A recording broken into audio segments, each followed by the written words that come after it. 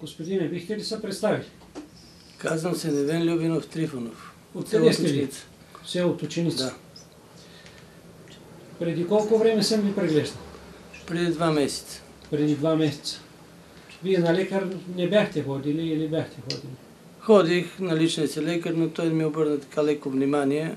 Да. Дори му казах, че съм много зле, че ще съмре.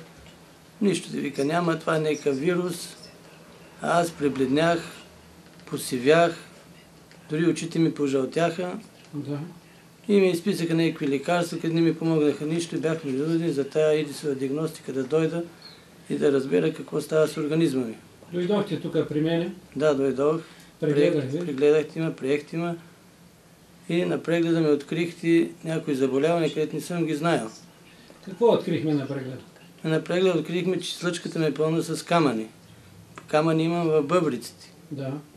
Жлезата щитовидната ми също е възпалена. Вие не можехте да се храните, така? Да, бех безапетитен. Изобщо нямах никакъв апетит. Горчеше ми в устата. Да. И бях като сянка.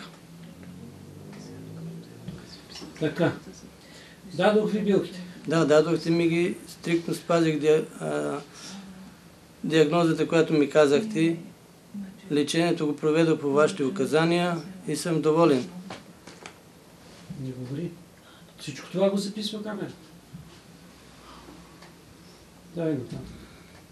С лечението, което проведох, първите 3 дни, както ми казахте вие, ще изкарам камъните от злъчката. Да. Наистина това стана. Камъните бяха големи колкото бобини зърна. Много камъни ли бяха? Да, около 1 шепа.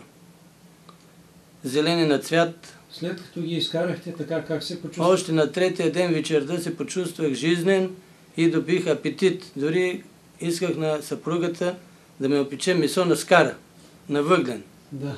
Почувствах, а преди това ми се гадеше и месо не мога да погледна. Да. И от тогава до сега са минали вече 2-3 месеца? Да, минаха 2 месеца и наново идвам тук да потвърдим от лечението има ли някакъв резултат. Наистина има резултат. Аз чувствам, че съм подобрен в здравословното състояние. А вашата съпруга се е питали дали не сте болен от рак? Да. Ами вида ми беше такъв сив, оловен и се движих като сянка, безапетитен, безжизнен. Да. Добре. Аз ви благодаря много за това интервю. Ще го пускам на мои пациенти да го видят, да добият представа.